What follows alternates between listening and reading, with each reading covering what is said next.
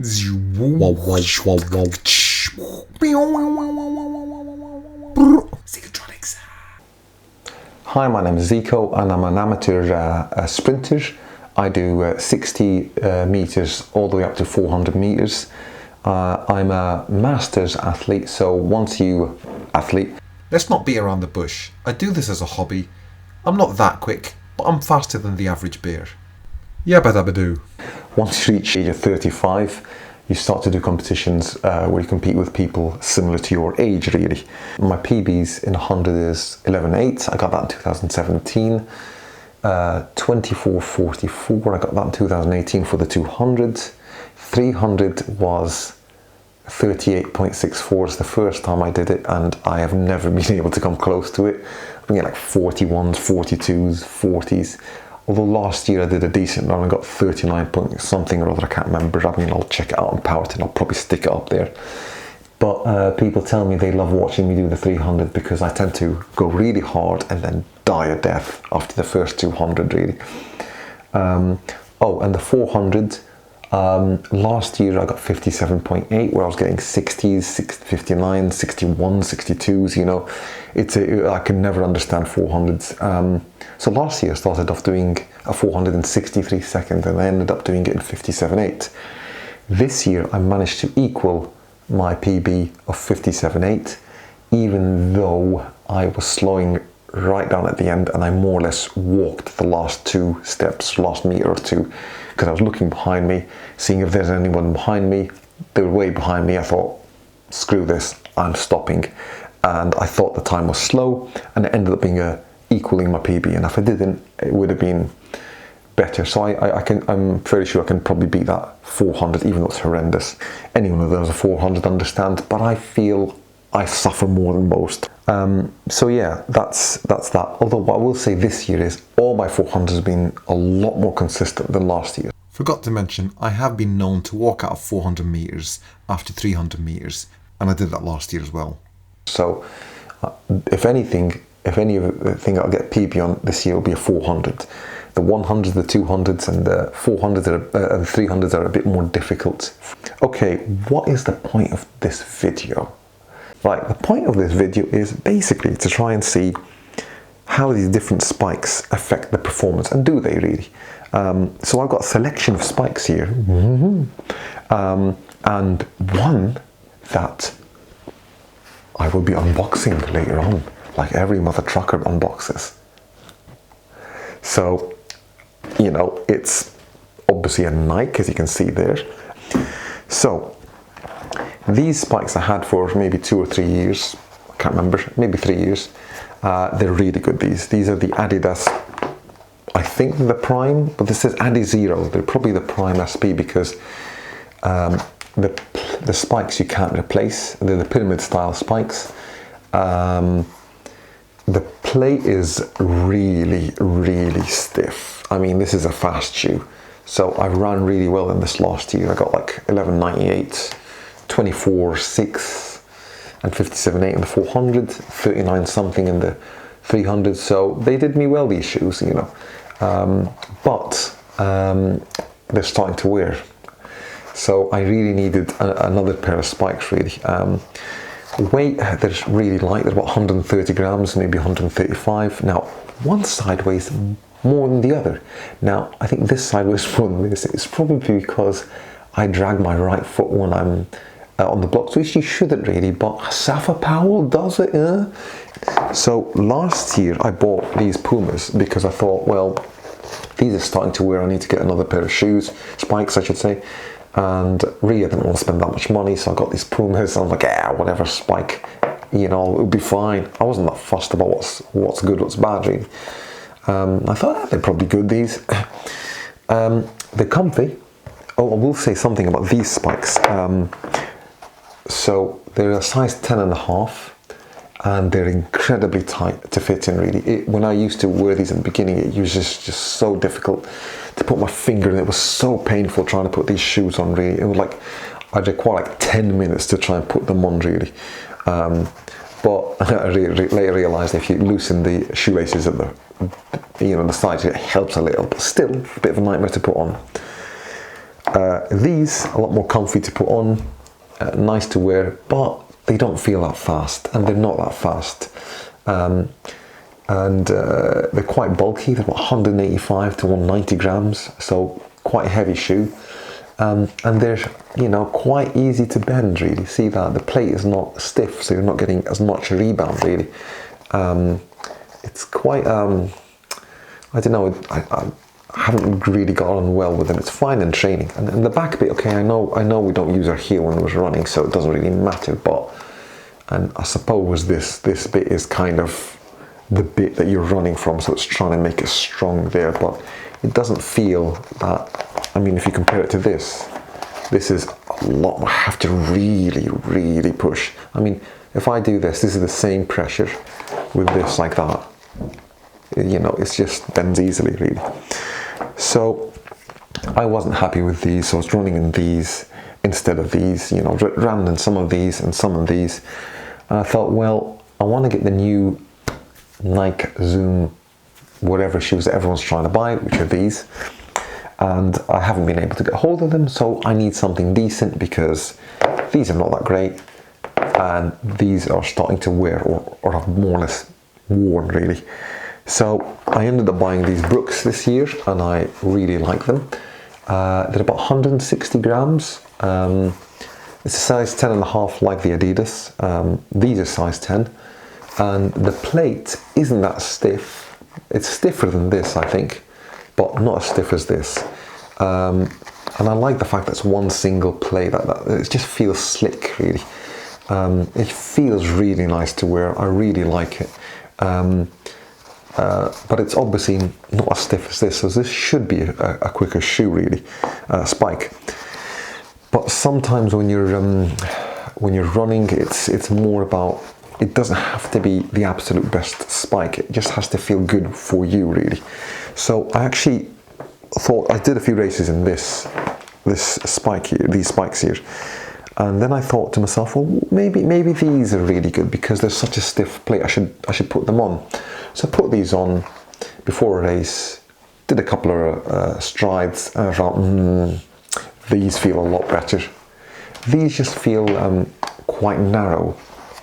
So the fit of it really is narrow.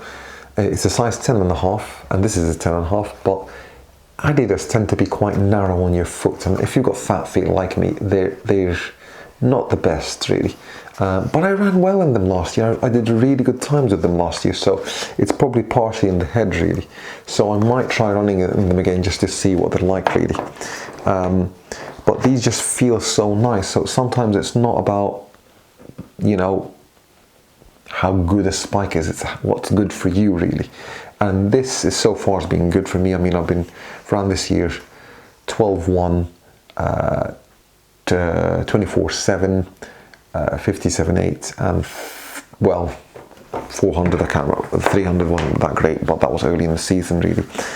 So yeah, those are the spikes that I'm currently wearing, and what I'm going to try and see if these new Nike Zoom S12 flip. Let me just check what they're called. Whatever, they're flipping. I probably can't find them because they're not in stock anymore. Sausages, right? You know what they are. I mean, when I open it, it will say the name. Or I'll stick a flipping thing at the bottom like everyone does. So, what I'm going to try and do basically is unbox this mother trucker, see what they're like, and what I'm going to try and do is run a few races in these shoes, spikes, until I'm happy with I've got the best out of them. And once I've got the best out of them, I'll then try these Nike spikes. I mean, I've got a Lee Valley competition open coming up, although it's too close to other competitions that I've done, so I'm not sure how sharp I'm going to do. But I want to see if I can run quick in these, and then once I'm satisfied with the pace that I've got out of these, I might actually even do 100 in these and 100 in these, and then see what times I get, and then later on try these ones on another day, really. But I don't want to just wear them and get times. I just want to see how well I can run with a normal spike, get to the best I can be, because as I'm competing, I'm getting quicker and quicker and quicker. I want to know where my base is before I can try these, really.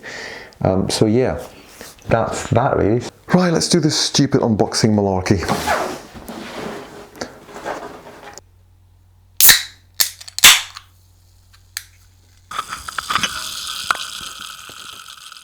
Swing.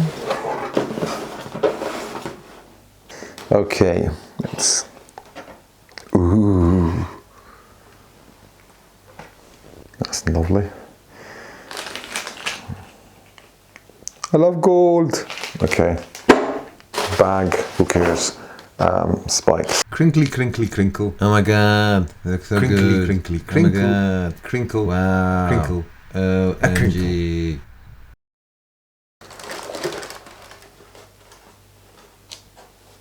Ooh, and then doing a ooh. I need to get one of those jigs that these YouTubers do. Ooh, ooh, just imagine. Ooh. Okay, so let's see how much it weighs. So I've got the spike, the shoe here, and the spikes or studs, or whatever I'm going to call them. 7 of them. Stick them in here. See how much they weigh. So it's 185 grams. They're towards the heavier end of things, though they feel light, but really it's obviously heavier than the other spikes, really. Okay, so what's so special about these spikes? So a number of things, really. So if we look at the spike over there and look at the front, you could see an air bubble there. So if I bring it a bit closer, you can see the air bubble on the other side as well. Goes all the way across.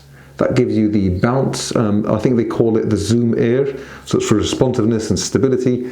And the next thing is basically this plate over here. It's a carbon fiber plate. They call it the fly plate. Just a quick edit, as I wasn't entirely clear on where the actual fly plate is. It runs across the middle of the shoe. You can see it starts off above the Zoom Air bubble. It's that black thin strip you see over there. It's that carbon fiber plate, and then it disappears above the actual foam all the way to the end. And that's basically stores a lot of energy, really. So it's really, really stiff. I mean, if I show you this and I try to bend it, I'm actually really trying, really. And it's stiffer than the Adizero SP Primes that I've got. And there's also a pattern over here that apparently gives grip. I'm not quite sure how much that helps, really, but it's there, really. I think so. Yeah. And at the back we've got a foam over there that's called the ZoomX foam. I'm not quite sure what that helps in. I don't know whether it's to hold the plate, but apparently this spike can be used for 1 to 400 and hurdles. So maybe at the hurdle end it's giving you some kind of cushioning there, because obviously when you're sprinting you tend to just use the ball of the foot, really, and you don't really use the heel. So I'm not quite sure exactly what the foam is for, but it's probably maybe for rigidity, keeping it light, and maybe also to help with something like hurdles or something, or other longer distance, really. So yeah, oh, and one other thing as well, it's got the shoelaces, which are called the fly weave, and the pattern, I don't know if you can see this, it's kind of got a weaved pattern, so it helps the shoelaces from getting undone. If you're someone like me who double knots their shoelaces, it'll be interesting to see if they hold well, really. So yeah, one thing I will say as well is these Air Zoom bubbles have been popping for quite a few people, so I'm not going to be wearing these that often, only in important competitions, or when I want to do an open meet and I'm satisfied that I'm running at my best, really, only then I'll wear it, really. So yeah, it'll be interesting to see basically how well they perform, really. So yeah, I'm looking forward to trying them on, really. So yeah, I might as well show you also the spike bag that the running spikes came in. You can see it's split in two. There's a seam in the middle, so obviously you can put your spikes one on each side. You just got to be a bit careful when you're placing them in, not to kind of scratch the sides, but there's enough space really there for them to go in fairly comfortably, really. Okay, so yeah, I've just come back from Lee Valley and I ran 2 100 meters. I ran the first heat with the Brooks and I got 12.09 seconds. but the wind was a plus 2.5 meter per second wind, which is not a legal wind. So as you may or may not know, when it's above 2 meters per second, it's not legal. But either way, it's a decent time.